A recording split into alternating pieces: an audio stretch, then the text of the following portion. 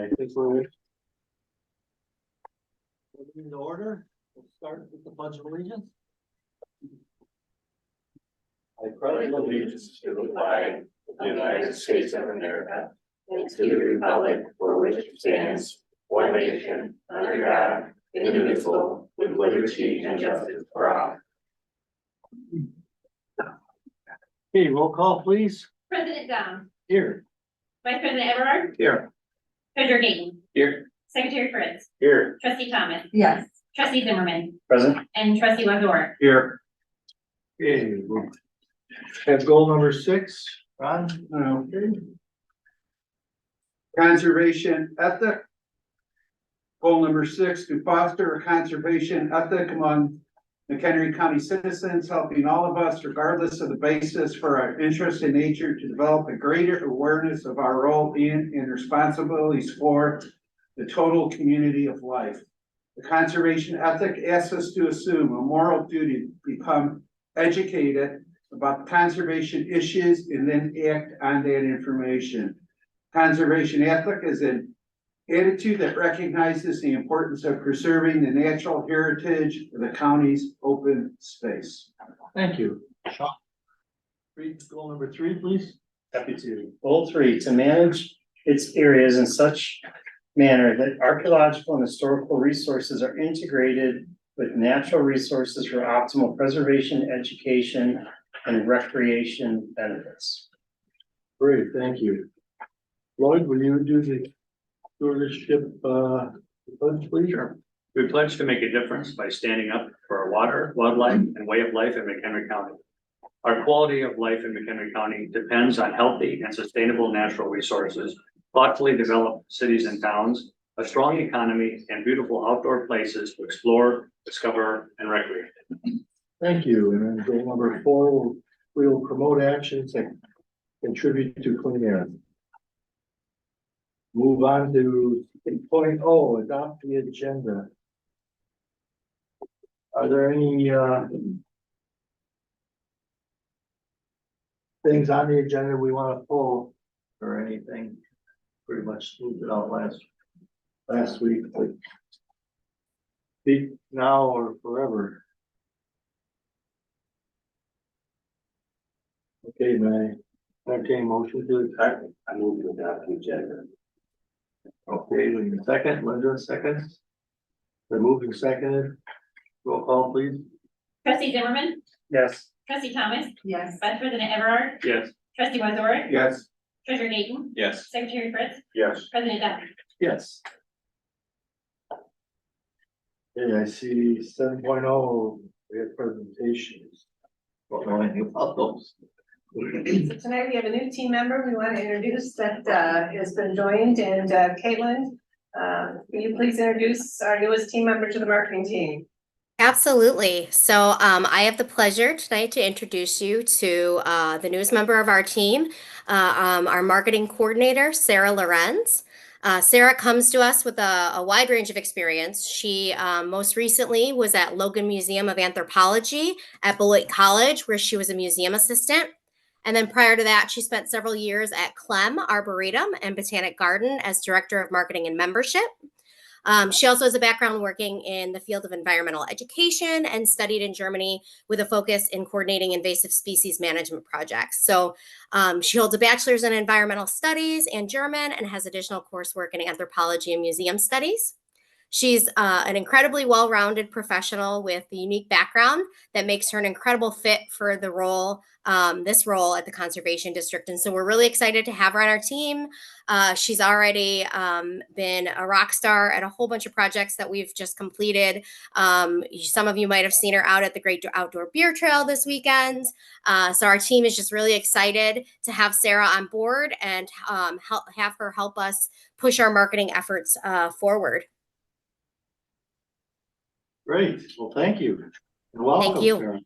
Welcome. I believe Sarah is also on. Sarah, Yes. anything you want to say? No, thank you guys so much for the warm welcome. And I'm looking forward to being part of the meeting this evening. Wonderful, thank you. Thank you.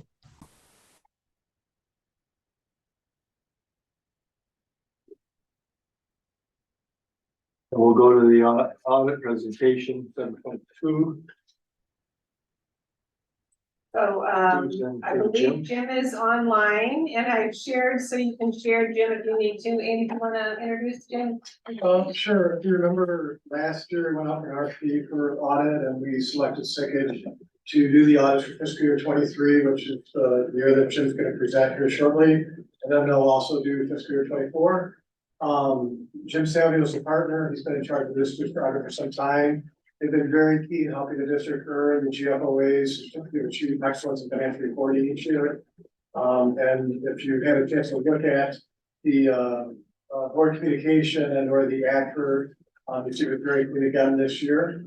And that's under, so I don't forget the leadership of our county manager, Gene Brian, has everything to do with how clean we decide those each year. So again, congratulations, Karen. With that, I'll turn it over to Jim to give you guys a quick overview of it.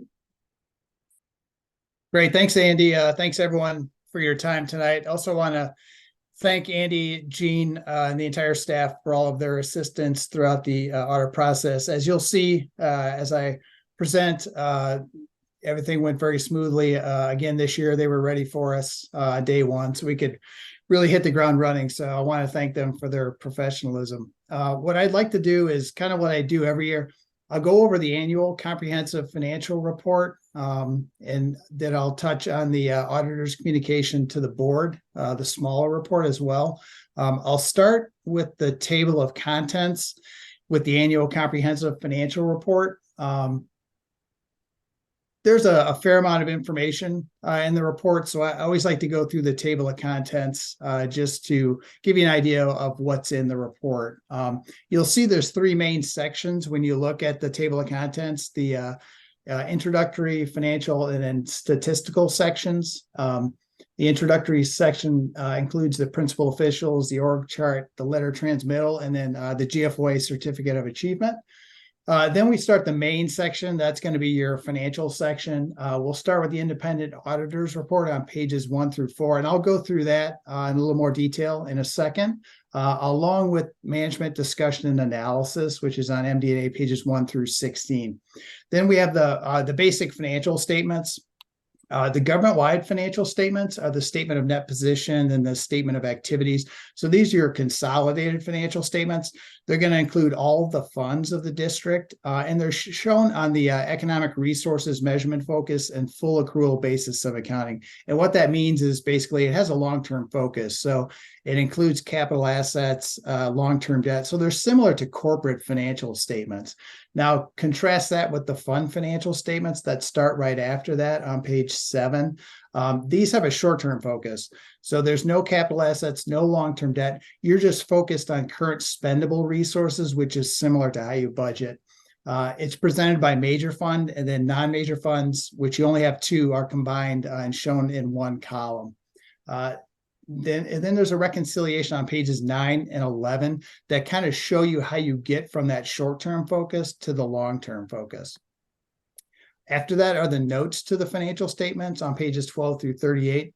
A lot of great additional information that supports those basic financial statements and should be read in conjunction with it.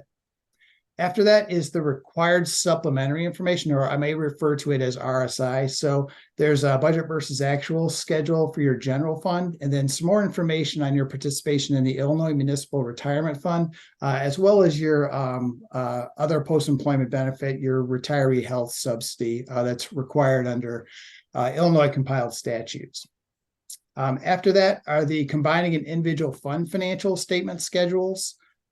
So those I have a lot of additional detailed schedules, as well as a lot of budget versus actual schedules. So that starts on page 45 and goes to page 62. And then the final 2 sections are the statistical section and the other information section. There's some SEC disclosure requirements that are included on those pages.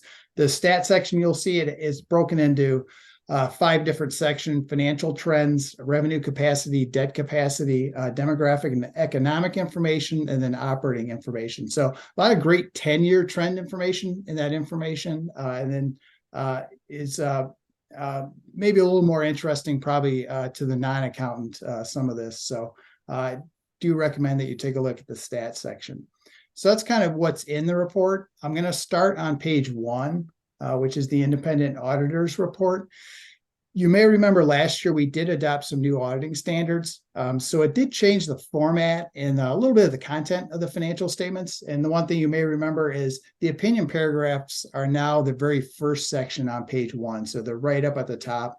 In that second paragraph, again, we issued this year an unmodified opinion, which is the highest level of assurance that we can provide to the district. One thing I'll point out, down at the very bottom, the last paragraph on page 1, we did have a change in accounting principle. So we adopted GASB Statement 87 related to leases. So that did change the way you account for leases, both on the lessor and the lessee side. So you didn't have any lessee leases. There were a couple of long-term lessor leases, and there's additional information on that on page 12. Then the last thing I'll point out in the independent auditors report is going to be on page 3. So what these paragraphs basically explain is kind of the procedures we perform on each of the sections. So we give an opinion on the basic financial statements. On the required supplementary information, we do some limited procedures, inquiry of management, making sure it's consistent with the basic financial statements, but not enough to give an opinion. So we explain that there in the very first paragraph on page 3.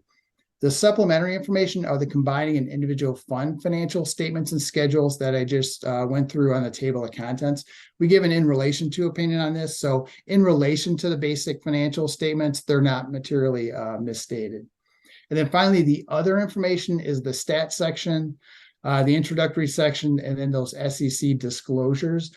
We don't give an opinion on this information. We do read it to make sure it's materially consistent with the basic financial statements, or it's not otherwise materially misstated. If it were, we would communicate that to you.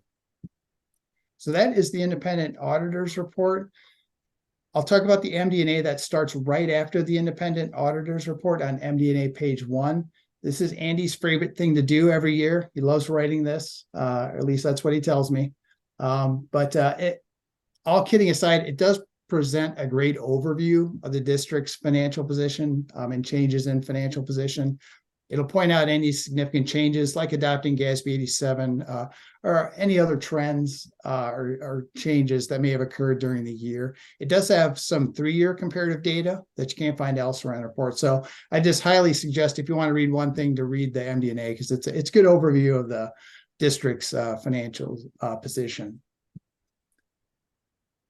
Next thing I'll go to is I'm going to skip to the governmental fund financial statements starting on page 7. So these are those short-term focused financial statements. And I'll start, this is, like I said, this is shown by major fund, non-major fund. So the major fund, I'll focus on the general fund, which is that very first column. And you'll see down on page 8, in the fund balance section. So this is kind of like your retained earnings if this was a corporate financial statements. Your fund balance, the very last amount is the unassigned amount, and that was about almost $3.6 million this year. That's an increase from the prior year's amount of $3.1 million. And that's about 36% of the FY23 expenditures, or about a 4-month reserve. So that's the balance sheet for the general fund. The income statement for the general fund is on page 10. And again, focusing on that first column, you'll see the revenue section, expenditure section. Then we come down to a subtotal revenues over expenditures. That was about $663,000 this year. Prior year, it was about $386,000.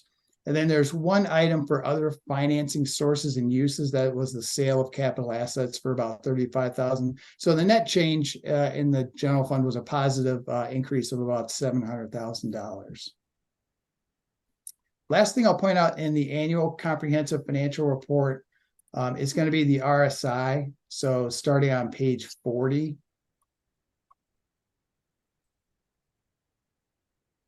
So I kind of go through this every year too, but this gives you a little bit more information on your participation in the Illinois Municipal Retirement Fund. So on page 40 is the schedule of employer contributions. So this basically shows you what the actuary at IMRF says you should contribute. versus what you actually contribute. And then if there's any excess or deficiency, you can see you're contributing exactly what you should. And then the contribution as a percentage of covered payroll kind of gives you what's the pension burden. So take that pension expense, divide it by your payroll to kind of see what that pension burden is. And you can see it's been pretty consistent, has decreased a little bit over the past few years. It's about 10.6% for calendar or fiscal year of 2023. Now, the very next schedule on page 41 is the schedule of changes in the employer's net pension liability and related ratios. Now, this is shown on a calendar year basis because IMRF plan year is a calendar year. So the most up-to-date info is December 31st, 2022. That's that very last column on the right. And you'll see down at the very last line on page 41, the net pension liability, which is the net pension liability, which is the total pension liability up at the top. So that's what the actuary determines your liability is. Fiduciary net position, that's what the assets you've set aside to pay for those. And then the difference between the two, it's either going to be a net pension asset or a net pension liability. So in 2021, it was for the first time, it was a bit of an asset, about $641,000. This year, it's a liability about $4 million, due mainly to just bad investment returns in calendar year 2022. You can see in the fiduciary net position section in 2022, the net investment loss was almost $2.8 million. So couple that with some unfavorable differences between expected and actual experience up at the top in the total pension liability section. That was about $333,000. So combined, you went from about 103% funding to about 85% funding. So still pretty well funded. And you have to look at this as a snapshot as of 12/31/2022. So it's kind of a moving target. With the returns in 2023, I'm assuming if everything holds, that funded ratio will probably increase slightly. So that's all I have in the annual comprehensive financial report. I want to talk about the auditor communication to the board of trustees. Yeah. Can you field the question quick? Yeah, sure. On that note of the pension, so Yeah. on page 8, it says the district recorded call it $899,000 more in pension expense in the prior year. And it said it was due to significant increase based on actuarial data, driven by a change in the value of pensions related investments. Another section says that the forecast is projected 7.25% return on investments going forward.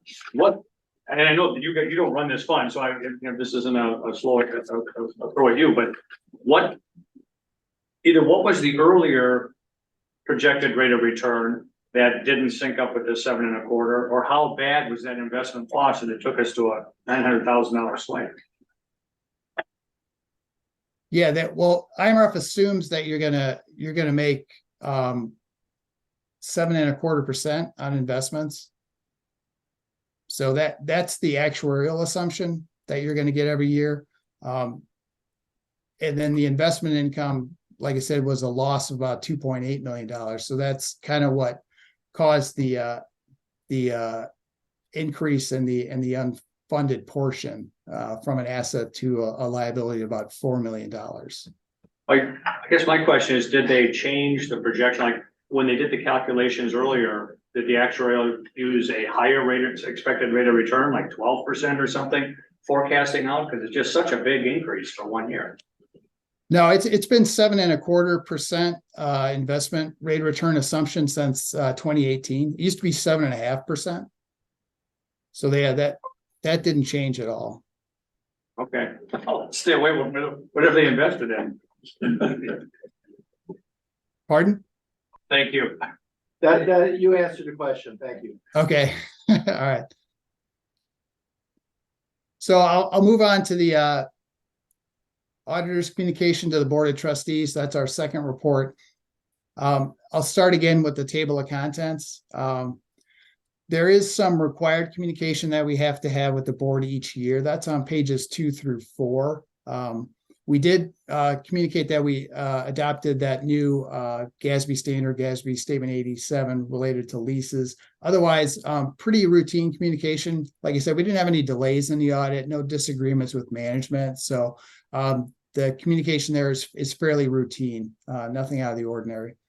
After that, we typically will communicate any audit adjustments we found. So these would be adjusting journal entries we found as part of our audit processes. So we didn't have any of those. Again, great job by Andy and the team having us, having the trial balances fully prepared. We also communicate any what we call past adjusting journal entries.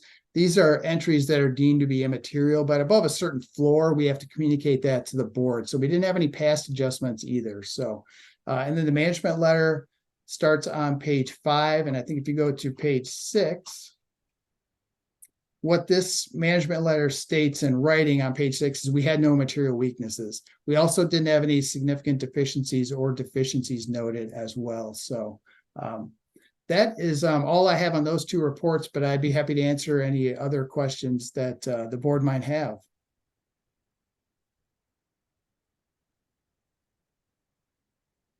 Any questions or any thoughts? The biggest one was what Lloyd brought up. We both recognize that. So, I think you guys did a great job again, as usual, and worked well with Andy, I'm sure. So, excellent. Thank you. Great. Thank you. Okay. Thanks, Jim. We'll see you. Yep. Have a good night. Thank you.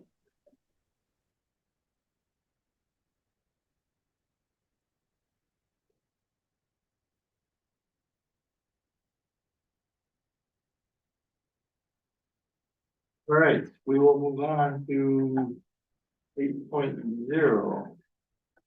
Trustees report. Where you want to go ahead, Lloyd? Yeah, I've attended 2 events this past month. Green Drinks. It was about pollinators focusing on bumblebees. I was there. Oh, and the most amazing thing of the night is this lady spends all this time with bees and takes all these pictures up close and everything. And maybe you've been asked the question, somebody asked, how many times has she been stung? And she said, all the years she's been doing this, she's never been stung. And she doesn't wear the garb or anything. She just says, don't swat them. And the clothes you wear, that, wear things where they can't get caught, like inside of a cuff. It's a little bit tight. Other than that, she was fine, but it's pretty interesting. They love their bees. Yeah, that lady in particular. So, also attended the water symposium at MCC, and that was really interesting. 3 different speakers. It actually went long. I think it was a half hour, 45 minutes longer than what the agenda had planned for. But to me, the most amazing thing that came out of it was the city of Joliet. This whole area were based solely on well water. That's where we get all the water.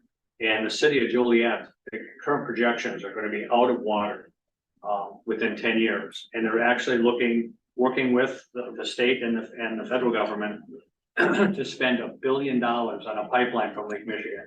And I'd always thought you can't put water from Lake Michigan other than the contiguous, like Cook County.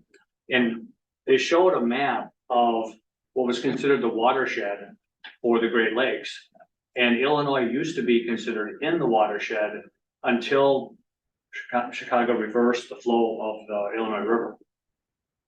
And now we no longer, the tributaries don't go into Lake Michigan, they go out, so we're not. And that apparently is what allows Joliet to raise their hand and say, we want a pipeline to bring water. So if that was the most astounding thing that I heard that night. So let me bring it to your attention. Yeah, water's gonna be a commodity. Yeah. And I just out of curiosity, why did they reverse the flow of the river? The sewage used to flow out into the lake. And that's Okay. where the city gets its water. Yeah. So they reversed it, one of the greatest feats of engineering ever, but I'm wondering, like, at some point. If should they it's not gonna go regret back? it, Yeah. You gotta get the wastewater treatment facilities to. Well, and the deep water, the tunnel projects that they've been working on for 35 years. Right. It's still not completed, so when so much rain, it depends, how fast it goes in. They still end up dumping sewage, both Milwaukee and Chicago. Yeah. End up putting big raw sewage in, so until that ends, I'm sure they'll have the river continue to go toward St. Louis. Huh. Yeah. Any other trustees report on anything?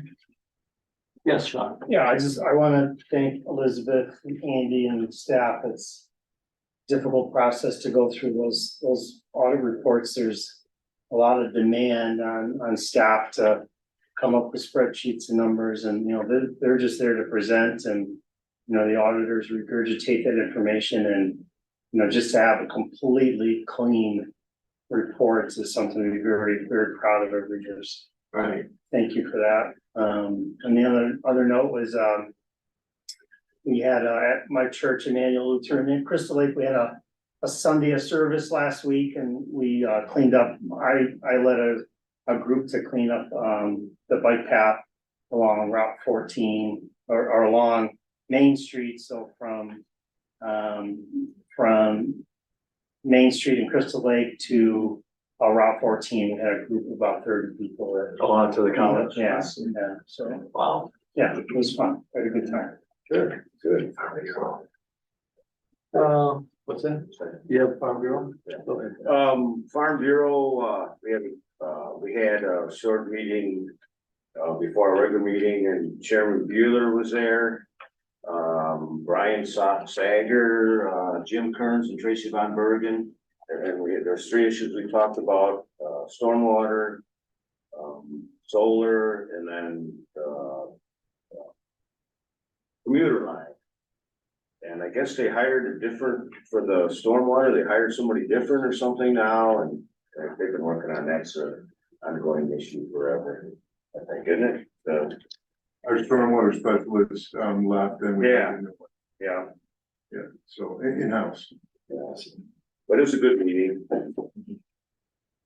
Oh, it's all, yeah. Okay. Just a quick, I'm not a farmer, so I'm sure guys may be ignorant in that regard, but what is it that they do so the flow of the stormwater stays off the farm? Well, like when you build a subdivision or you put up a big building, you gotta do something with the water. You can't just let it, go on your neighbor. Well, the thing is about in agriculture is, say we have, gonna put up a building or something on our property and we're not, gonna jeopardize our neighbors. We have all this, extra ground that it's gonna go, and you still gotta have retention. So that's Good. I attended a Hackmatack site, Keystone and Triangle Grove Road, and was able to meet with, there's 12 different partners that were partnering on that project. It's just north of the glacier part of it. So it was just a meet and greet type thing. And also then Lloyd and Christy and I did have a meeting at Kishwaukee Brewery. Who still happened to be there with Senator Wilcox. He had an event, so we attended that. So I think that covers everybody. Good. All right. Public comments. Number 1. Anybody out there? There is none. Okay. Then we'll turn it over to Pat. Hey, consent agenda. 12.1, approval of minutes of previous meetings, 12.1A, July 20th, 2023, committee of the whole, executive session, 12.1B, August 17th, 2023, committee of the whole, 12.1C, August 22, 2023, regular meeting. 12.2, acceptance of treasurer's report. 12.2A, acceptance of treasurer's report for August 31st, 2023 as presented. 12.3 was resolution 23-70, resolution accepting the comprehensive annual financial report as prepared by Sickage LLP of Naples, Illinois for fiscal year 2023, began on April 1st, 2022, and ended on March 31st, 2023. 12.4, resolution 23-71, a resolution authorizing acceptance, execution, and filing of related certificates of the public funds annual statement for fiscal year 2023. 12.5, authorization to bid electric and natural gas. 12.5A, resolution 23-72.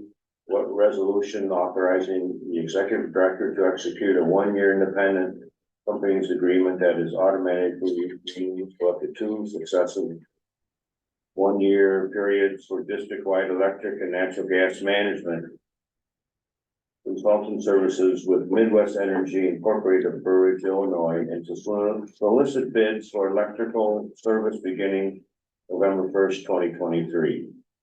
12.5B, authorization for the executive director to execute the energy bid contract for electric service at 15 district locations for 1 year beginning November 1st, 2023 at a fixed price to be determined per kilowatt hour and to present for gratification at the next scheduled regular meeting of the Board of Trustees. Bid number 1023.07.01.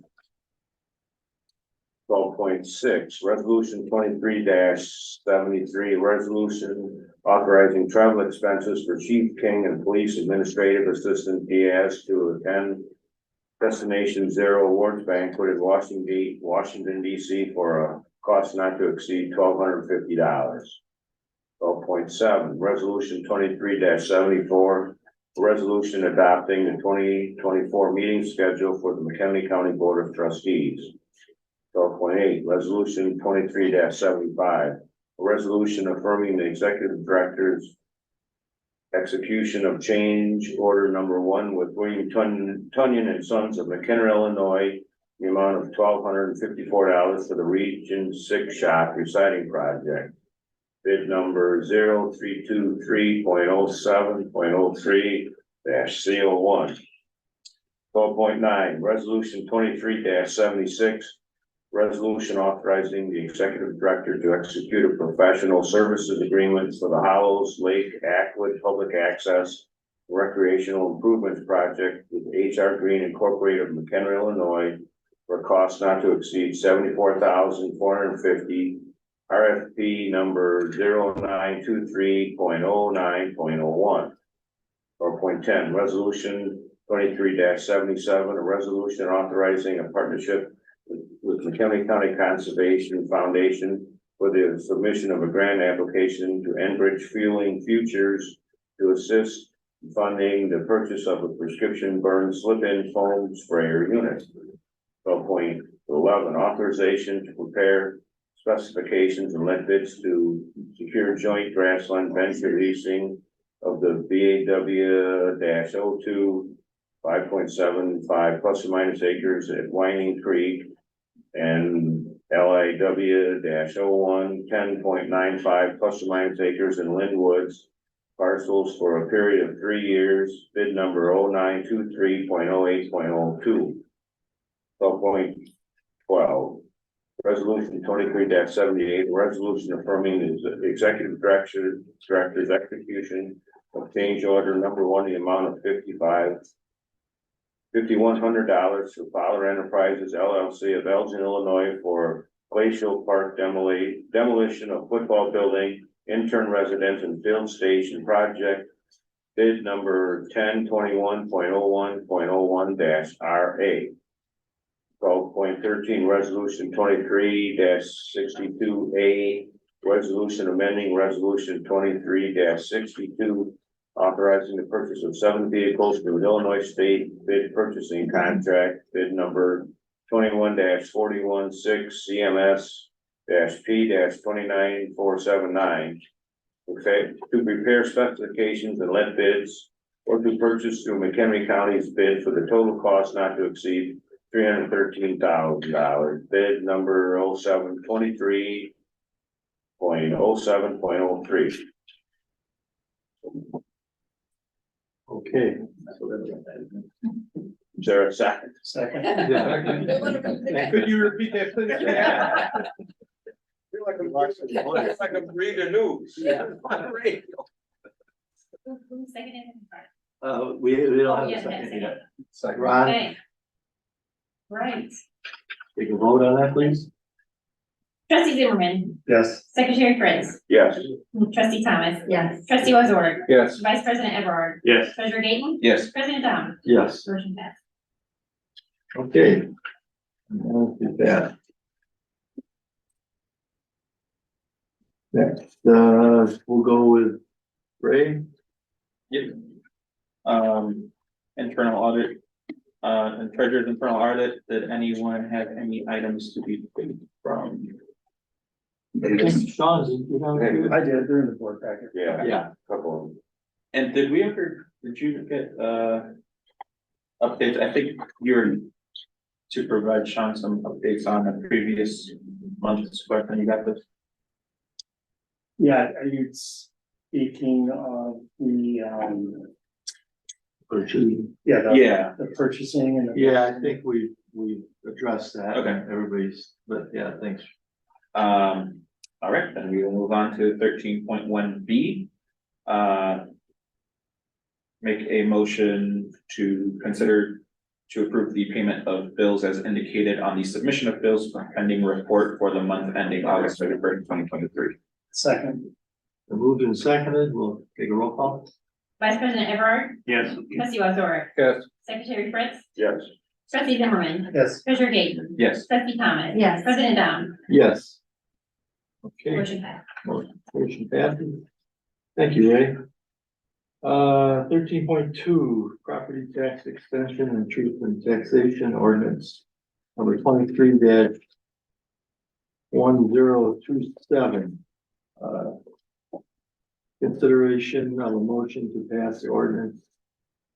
An ordinance establishing the levy and assessment of property taxes for the McHenry County Conservation District in McHenry County, Illinois in the calendar year 2023 to be collected in the calendar year of 2024. So we need to. A motion to That was I need a second, please. Second. Okay. We moved and seconded by Sean. Go ahead and vote. Trustee Thomas, Yes. Treasurer Gaten, Yes. Secretary Fritz, Yes. Vice President Everard, Yes. Trustee Wazorek, Yes. Trustee Zimmerman. Yes. President Dom, Yes. motion passed. Okay. Thank you.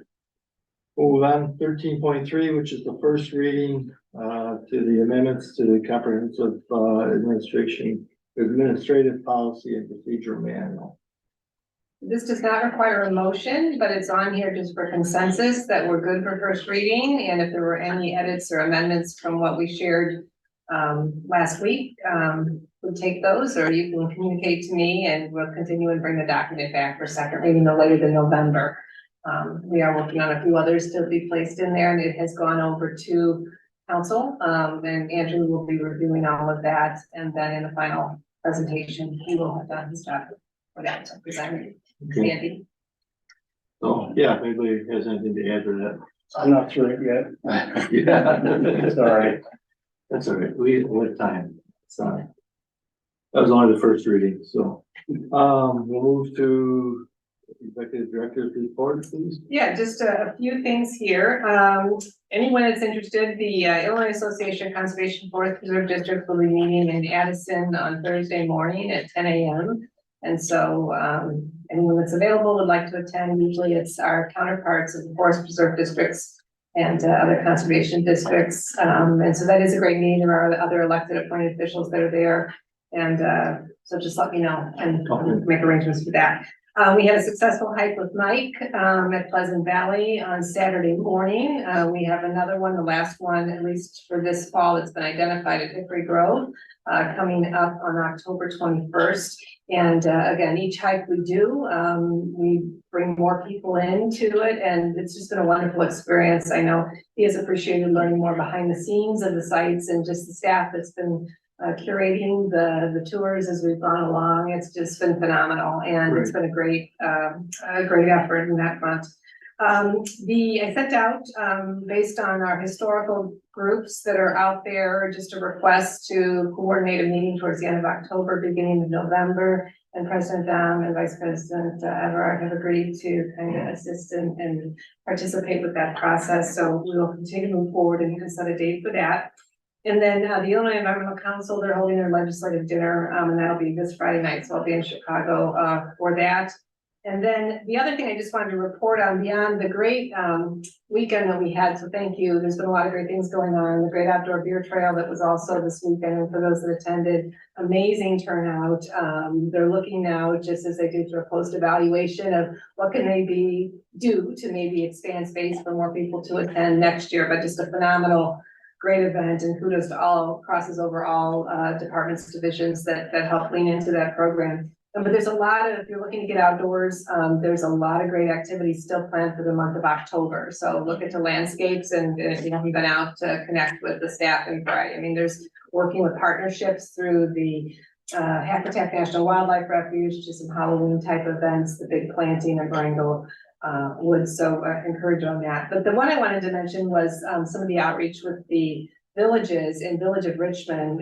We did meet with their village manager and some of the efforts that they've undertaken, obviously in support of the work of tourism and a lot of the work that we've been building of the phenomenal connection between open spaces, agritourism, that they put in through the village. They put in a canoe kayak launch on village property, and they're really excited about it, what they were looking for the district, and it takes it up the North Branch for just to cross promote. So that would help provide another opportunity for canoers and kayaks. I think working collaboratively.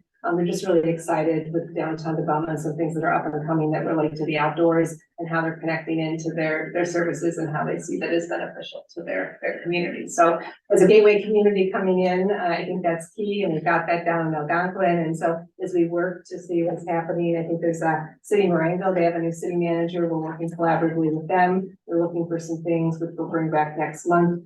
And then we've got Huntley that we're working through with some other work. So I think it's just, again, continued efforts. Thank you for those that are outreaching, connecting through NACOG, just keeping up that spirit of collaboration. So thank you. Good, yes. All righty, thank you. 15.0, I think we sort of already hit that with committee assignments and reports, so we'll move on. Public comment number 2, anybody out there? There are none. Okay, I will make a comment. The beer was good and cold at the trail, and a good crowd, like you say. Yeah, it was nice. So, okay, I guess that's it. Unless anybody has anything. Good. I entertain a motion to adjourn. Second. We got it first. That was you. No, I was looking for. I'll first. Okay, Ron first, seconded by Sean. Okay. Trustee Thomas. Yes. Treasurer Gaten. Yes. Trustee Zimmerman. Yes. Vice President Everard. Yes. Trustee Wazor. Yes. Fritz. Yes. President Dom. Yes, we're adjourned. Yeah. I like to be Bill's. I, pretty close.